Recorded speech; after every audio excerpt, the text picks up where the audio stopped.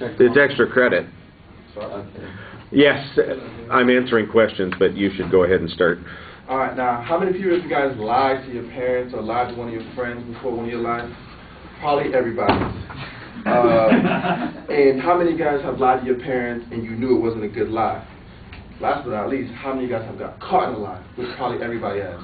Which that comes to my quote today: people need good lies because there are too many bad ones. I think that is a true statement because, well, I think that is true to an extent because I believe that our generation is a little bit more advanced and a lot of our excuses work for our parents.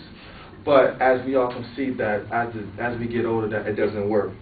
And I think that we need good lies because the ones that we come. But I always think we need good lies in good ways. You be a politician, you probably lie, you know, because all politicians lie to make themselves look good. You be a salesman to lie to a customer to bribe him, or if even being a recruiter to lie to a kid to make him bribe him to come to your school.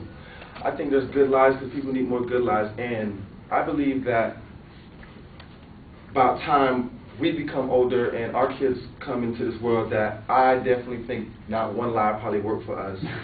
Our parents say they were our age one time, but I don't think they were our age with our technology. But with our technology and our advance, I think that our kids and the generation of us are going to need way better lives and way better ones because I don't think we're going to be falling for most of them like this.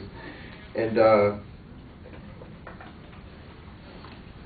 as far as the bad ones, yes, there's always bad ones coming to class, coming up with bad excuses. Teachers, you come up with excuses on why you can't show up. People know why you're lying, and it's just a bad lie. But hey, you have to do what you got to do. It's part of life. Everybody lies. Everybody tells good lies. Everybody gets caught some lies. That's just human, and that's basically it. So, I mean, you need more good lies. That's it. That's that.